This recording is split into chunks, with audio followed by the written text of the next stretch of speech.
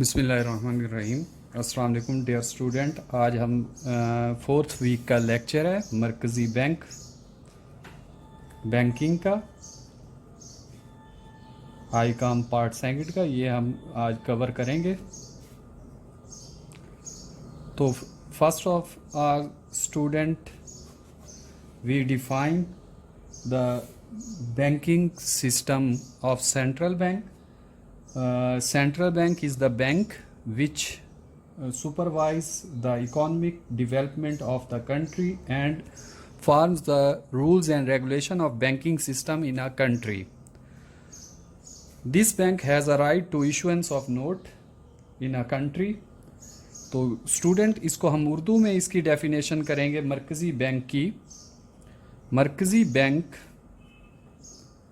ایک ایسا بینک ہے جو کسی ملک کے نظام زر کو مضبوط بنانے اور معاشی ترقی میں اہم کردار ادا کرتا ہے۔ مرکزی بینک ایک ایسا ادارہ ہوتا ہے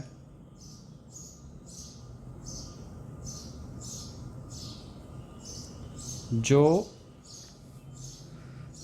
کسی ملک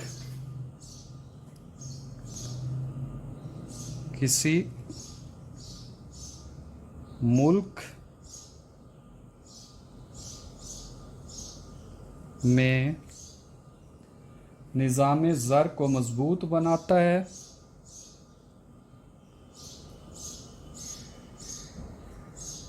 زر کو مضبوط بناتا ہے اور اس ملک کی معاشی ترقی کی رفتار کو تیز کرنے میں مدد فراہم کرتا ہے اور اس ملک کی معاشی ترقی کو تیز کرنے میں مدد فراہم کرتا ہے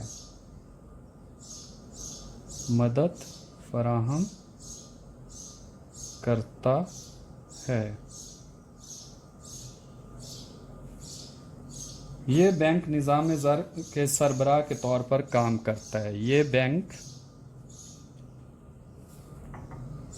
نظام زر کے سربراہ کے طور پر کام کرتا ہے۔ تو اسٹوڈنٹ یہ اس کی اردو میں ڈیفینیشن ہے سینٹرل بینک یعنی مرکزی بینک کی۔ اب اسٹوڈنٹ پاکستان کا جو سینٹرل بینک ہے وہ 1 جولائی 1948 میں قائد اعظم نے سنگ بنیاد رکھا تھا، جس کو ہم اسٹیٹ بینک آف پاکستان کہتے ہیں۔ پاکستان کا مرکزی بینک پاکستان کا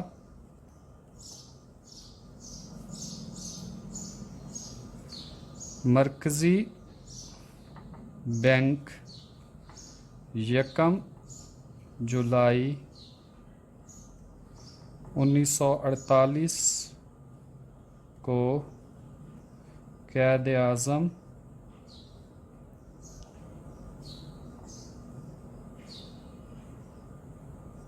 نے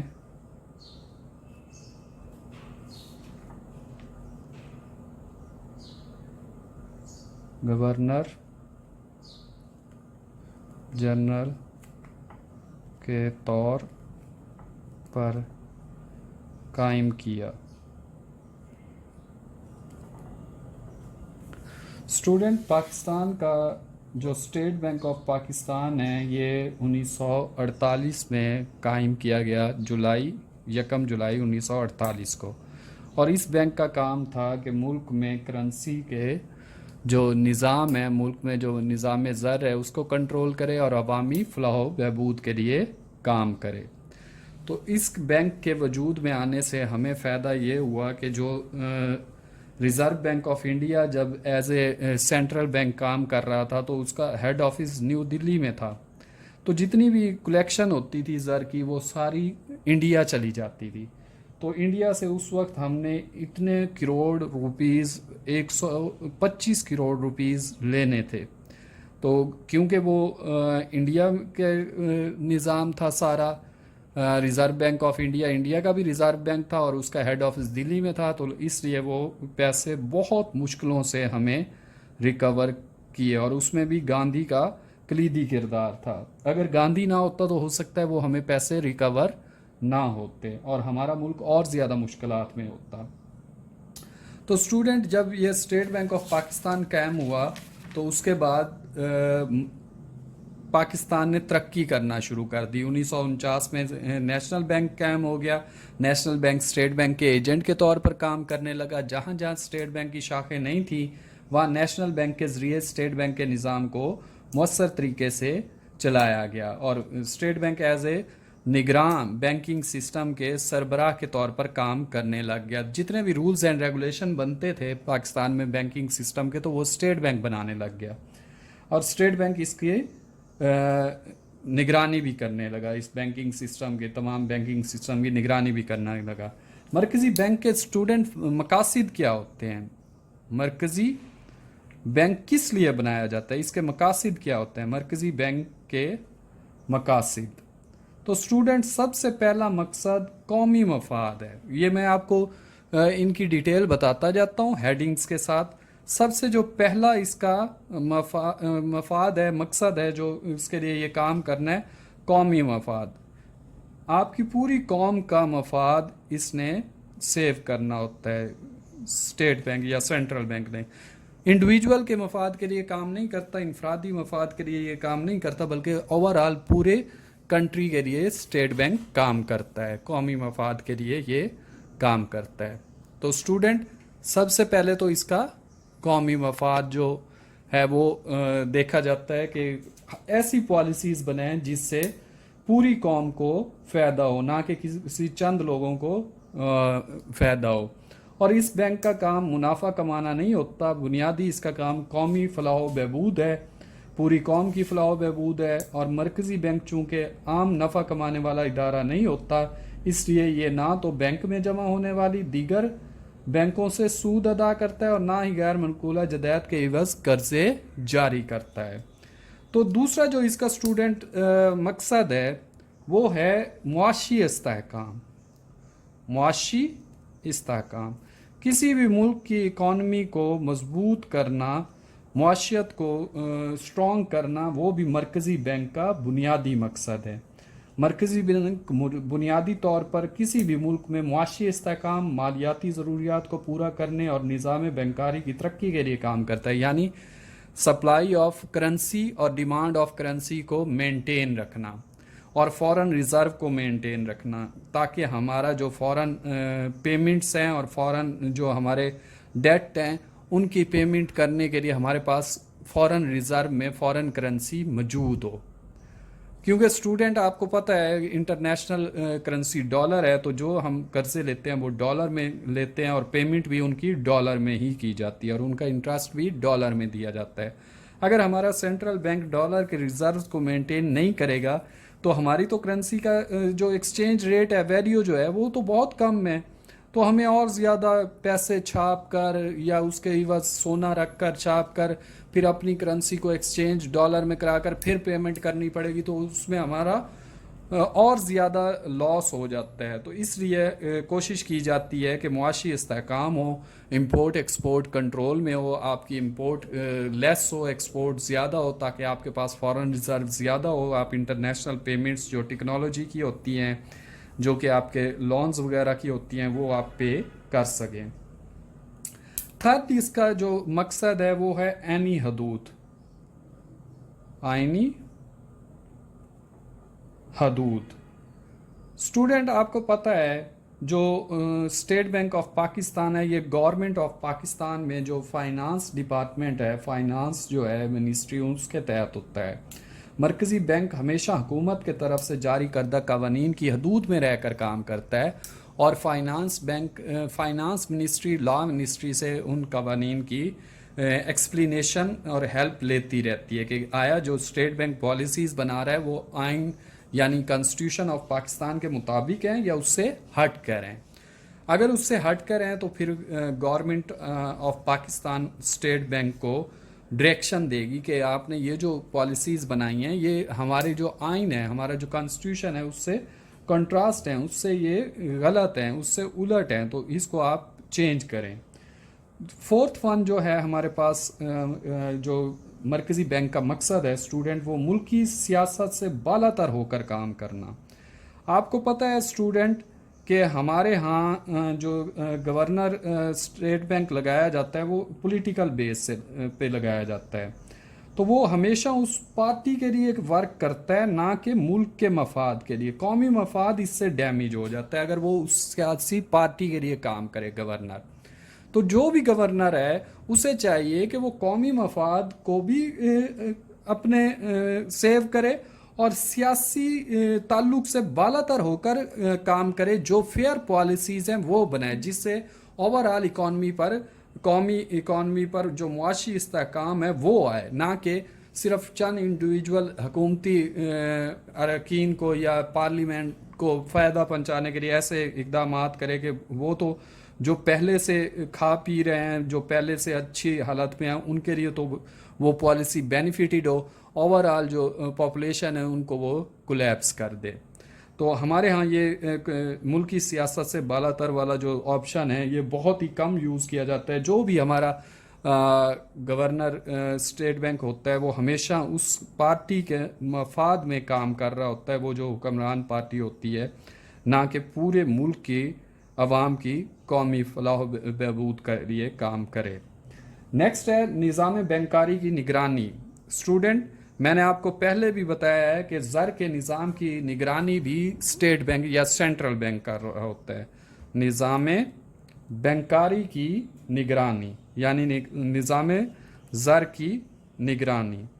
تو اسٹوڈنٹ جتنی بھی پالیسیز بنائی جاتی ہیں وہ یہی نظام زر کی اسٹیٹ بینک بناتا ہے اور یہ دیکھتا ہے کہ اس کی بنائی ہوئی پالیسیز کو کمرشل بینکس امپلیمنٹ بھی کر رہے ہیں کہ نہیں. اگر لسٹڈ کمرشل بینک امپلیمنٹ نہیں کر رہے تو یہ ان کی رجسٹریشن کینسل کر سکتا ہے. تو اسٹوڈنٹ جو نیکسٹ ہمارے پاس ہیڈنگ ہے وہ بہتر حکمت عملی ہے. ہماری جو بھی حکمت عملی ہوگی اسٹیٹ بینک کی، کرنسی نوٹ ایشو کرنے کی، ایکسچینج ریٹ، انٹرسٹ ریٹ، یہ سارے کنٹرول اس طرح کرے گا اسٹیٹ بینک کہ یہ اوور آل پوری قومی فلاح و بہبود کے لیے کام کرے، نہ کہ کچھ انڈیویجول کو فائدہ دے. تو یہ جس کا اوور آل اکانومی پر پازیٹیو امپیکٹ پڑتا ہے وہ پالیسیز، وہ بہتر حکمت عملی اسٹیٹ بینک اپنائے گا، نہ کہ وہ جو کہ صرف چند ایک جماعت یا چند ایک پارٹیز کو یا انڈیویجولز کو بینیفٹ دے. بہتر حکمت عملی. تو اسٹوڈنٹ میں نے اس میں آلریڈی آپ کو ایکسپلین کیا ہے کہ ملک میں کرنسی اور زر کی کمی اور غیر ضروری پھیلاؤ کی روک تھام کے لیے مرکزی بینک مناسب اور بہتر حکمت عملی اختیار کرے گا. مثال کے طور پر جیسے اب ایکسچینج ریٹ جو ہے وہ بہت بڑھ گیا ہے، تو مرکزی بینک کے انوالومنٹ کم ہونے کی وجہ سے، پولیٹیکل پارٹیز کے انفلوئنس کی وجہ سے، آئی ایم ایف سے قرضہ لینے کے لیے ہم نے اپنی کرنسی کو ڈی ویلیو کیا. اگر ہم اسٹیٹ بینک سے پالیسیز بنواتے اور ان پالیسیز کو ٹیکنوکریٹس بیٹھ کر اور پولیٹیشین بیٹھ کر ڈسکس کرتے پارلیمنٹ میں، ایک جو ڈیموکریسی کا کلچر ہے اس کے تحت وہ ڈسکشن کے بعد پھر آئی ایم ایف کے پاس جاتے، تو مے بی ہمارا ایکسچینج ریٹ اتنا نیچے نہ چلا جاتا، ڈالر 168 روپیز پر نہ چلا گیا ہوتا. تو یہ ایک کولیپس ہماری اس حکومت سے ہوا ہے. بہتر حکمت عملی نہیں اپنائی گئی تھی. آئی ایم ایف کے پاس جانا تو تھا، لیکن اگر شروع میں ہم پلاننگ کر کے جاتے تو ہو سکتا ہے ہماری بارگیننگ سکل جو ہے، ہم ون ون سچویشن میں ہوتے، کچھ خود بھی ون کرتے اور آئی ایم ایف بھی ہم سے کچھ نہ کچھ ون کرتا. لیکن اب تو ٹوٹلی آئی ایم ایف ون کر رہا ہے اور پاکستانی اکانومی کولیپس سے بھی نیچے جا رہی ہے. ہر آئے دن کے بعد نئے بحران جنم لے رہے ہیں. تو اسٹوڈنٹ نیکسٹ ہے خصوصی اختیارات. نیکسٹ جو ہماری ہیڈنگ ہے وہ ہے خصوصی اختیارات. تو ڈیئر اسٹوڈنٹ، آپ کو پتہ ہے اسٹیٹ بینک کے پاس اختیار ہوتا ہے کہ وہ اپنے فرائض بہتر طریقے سے سر انجام دے. مثلا نوٹ جاری کرنے کا اختیار اسٹیٹ بینک کے پاس ہے، اعتبار زر کو کنٹرول کرنا اور حکومت کے بینک کے طور پر مختلف فرائض سر انجام دینا. حکومت کی جتنی کلیکشنز ہیں وہ اسٹیٹ بینک کرتا ہے، جتنی پیمنٹس ہیں فوراً وہ اسٹیٹ بینک کرتا ہے. تو یہ سارا جو ہے یہ اسٹیٹ بینک کے خصوصی اختیارات ہیں. کوئی اور بینک حکومت کی پیمنٹس نہیں کر سکتا. جو فوراً ہم پیمنٹ کرتے ہیں لونز کی، انٹرسٹ کی لونز پر، اور ٹیکنالوجی جو پرچیز کرتی ہے گورنمنٹ، جو ایم او یوز سائن کرتی ہے، اس سارا کا ہمارے جو پیمنٹس ہیں وہ اسٹیٹ بینک کے تھرو ہوتے ہیں. تو اسٹوڈنٹ نیکسٹ ہے مرکزی بینک کے فرائض. نیکسٹ جو کوشچن ہے وہ ہے مرکزی بینک کے فرائض. اسٹوڈنٹ مرکزی بینک کے فرائض میں جو بنیادی فرائض ہیں اس میں کرنسی نوٹ کا اجرا ہے. ایک کرنسی نوٹ کا اجرا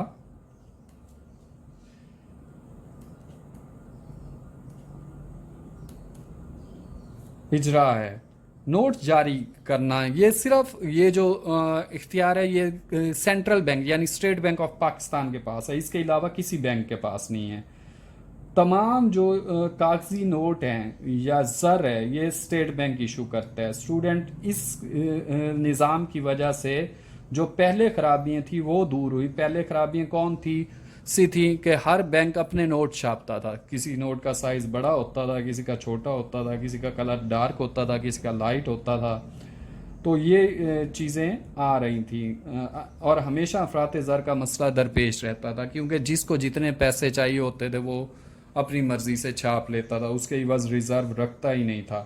تو بیٹا جب یہ ساری فرائض مرکزی بینک کے پاس آ گئے تو اس کا فائدہ کیا ہوا کہ نوٹوں میں یکسانیت آ گئی. ایک سے نوٹ اور ایک سائز کے ایک کلر کے نوٹ، 100 روپے والا نوٹ ہے تو جتنے بھی ہیں وہ سارے ایک جیسے ہیں، ایک ہی کلر کے ہیں، صرف ان کا سیریل نمبر چینج ہے. ٹھیک ہے. قانونی زر، اسے آپ کی گورنمنٹ کی بھی پشت پناہی حاصل ہو گئی، لیگل زر قرار دیا گیا. اور مقدار زر پر بھی کنٹرول ہو گیا کہ جتنے آپ ریزرو رکھیں گے اتنے ہی آپ کرنسی نوٹ پرنٹ کر سکیں گے یا ایشو کر سکیں گے.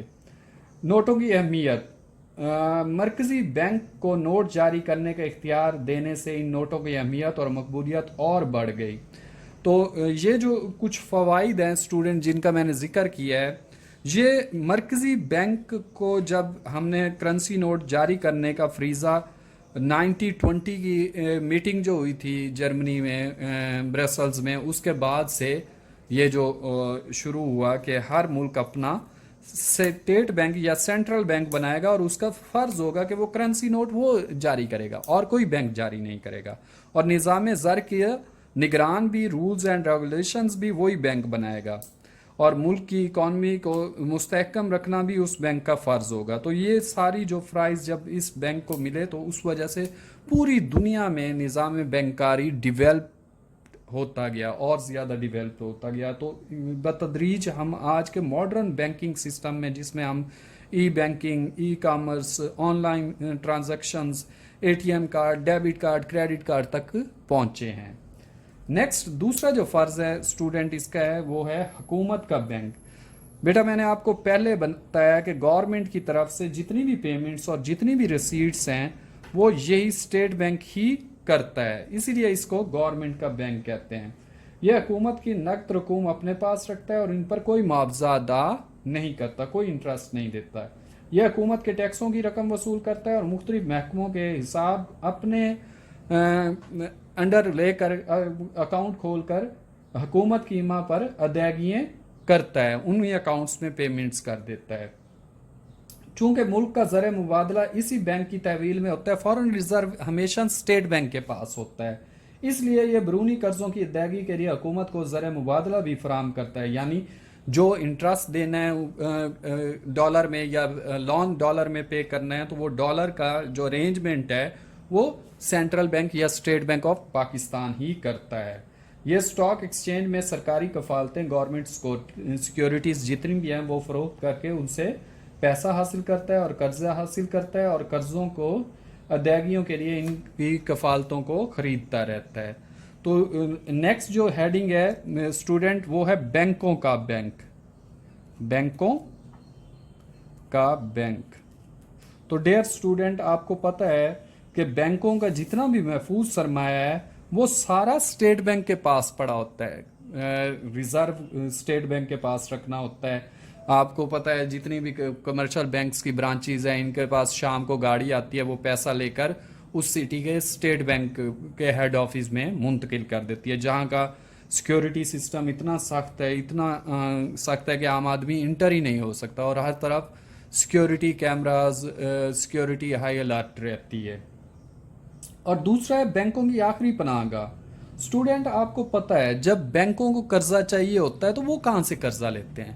ज़ाहिर सी बात है वो स्टेट बैंक से कर्जा लेते हैं। अगर कोई बैंक अपनी पेमेंट्स नहीं पे कर पा रहा, बैंक करप्टेंसी की तरफ जा रहा है, तो वो कम सूद पर स्टेट बैंक से कर्जा ले लेगा और अपनी पेमेंट्स कर कर अपनी साख को बहाल कर लेगा और जो अमाउंट बचेगी उसको री इन्वेस्ट करेगा। री इन्वेस्ट करने के बाद उससे वो प्रॉफिट कमाएगा और स्टेबिलिटी की तरफ आ जाएगा, स्टेबल हो जाएगा, प्रॉफिट की तरफ आ जाएगा, प्रॉफिटेबिलिटी मार्जिन उसका बढ़ता जाएगा और स्लोली वो लो रेट पर जो लो इंटरेस्ट रेट पर जो कर्जा लिया था स्टेट बैंक से वो रीपे कर देगा और अपने एसेट्स बनाना वो बैंक शुरू कर देगा, नई ब्रांचेस बनाना शुरू कर देगा और वो एक डूबते हुए जहाज को जैसे बचाकर ले आता है ना एक अच्छा महर कप्तान, उसी तरह से स्टेट बैंक के ये बरवक्त इमदाद उस डूबते हुए बैंक को दोबारा से बिजनेस कंपटीशन में खींच कर ले आता है। तो इसमें नेक्स्ट हिसाब घर की फैसिलिटी भी ये पे करता है बैंकों को, कमर्शियल बैंकों को, जिसमें मुख्तलिफ बैंकों के ब्रांच मैनेजर्स दिन में 2 मरतबा फर्स्ट टाइम और सेकंड टाइम बैठ कर एक दूसरे पर जितने भी क्रेडिट होते हैं, चेक्स होते हैं, वो कैंसिल करते हैं। बाकी जो अमाउंट्स बच जाती हैं तो इनके रिजर्व्स वहीं स्टेट बैंक में पड़े होते हैं, वहाँ से डीडी या ट्रांसफ़र करके एक दूसरे के अकाउंट में अपना डेली का जो ट्रांजैक्शंस है वो बैलेंस करते रहते हैं। फोर्थ जो इसमें हेडिंग है वो है धाती सरमाया और ज़र मुबादला का मुहाफिज। आपको पता है स्टूडेंट जितना भी धाती सरमाया है, ये जो सिक्के वगैरह, कॉइन्स वगैरह हैं, ये सारे ये भी इशू स्टेट बैंक ही करता है। ये सोने और चांदी के सिक्के हो गए, पित्तल के सिक्के हो गए, ये जब आजकल तो सोने के सिक्कों का रिवाज नहीं है, आजकल तो वो ब्रॉन्ज के सिक्के चलते हैं, तो ये सारे इनका सरमाया का निगरान भी स्टेट बैंक होता है।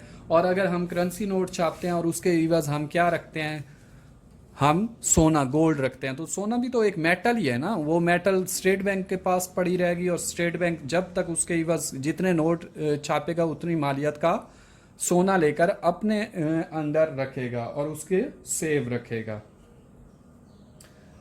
आपका जो ज़र मुबादला का मुहाफिज है वो भी स्टेट बैंक है। ये मैंने आपको पहले भी बताया है कि स्टेट बैंक वो भी अपने पास ही रखता है। तो स्टूडेंट हमारे पास जो नेक्स्ट लास्ट हेडिंग है वो है बाज़ार ज़र का निगरान, बाज़ार ज़र का निगरान।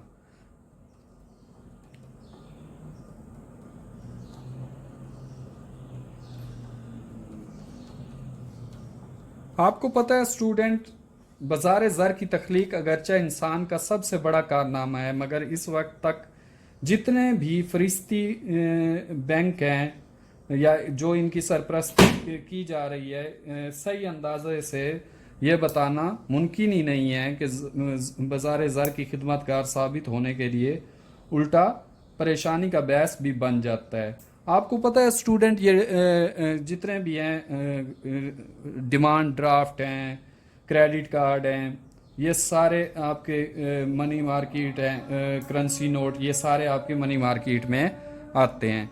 तो बाज़ार ज़र की निगरानी भी, पैसा जितना भी है, credit card system, debit card system, net cash, आपका डीडी, टीटी, ये सारे स्टेट बैंक इनको भी ऑब्जर्व कर रहा होता है, सेंट्रल बैंक इनको भी ऑब्जर्व कर रहा होता है। یہ اسٹوڈنٹ نیکسٹ جو ہمارا ٹاپک ہے وہ ہے نوٹ جاری کرنے کے اصول. نوٹ جاری کرنے کے 2 اصول ہیں تو وہ بھی میں آپ کو بتا دیتا ہوں. یہ ہمارا فرسٹ ٹاپک ہے نوٹ جاری کرنے کے اصول. تو اسٹوڈنٹ اس میں 2 اصول ہیں ہمارے پاس. ایک معینہ حد کا نظام یعنی کرنسی کا اصول ہے, ایک متناسب محفوظ سرمایہ کا نظام ہے. 3 ہے ہمارے پاس میتھڈ. ایک ہے کرنسی کا اصول, کرنسی کا اصول جسے ہم معینہ حد کا نظام بھی کہتے ہیں. فکسڈ فیڈیوسری سسٹم یا پرنسپل آف کرنسی. دوسرا ہمارے پاس ہے متناسب محفوظ سرمایہ کا نظام جسے ہم نظام بینکاری بھی یا اصول بینکاری بھی کہتے ہیں. اصول بینکاری یا متناسب محفوظ سرمایہ کا نظام.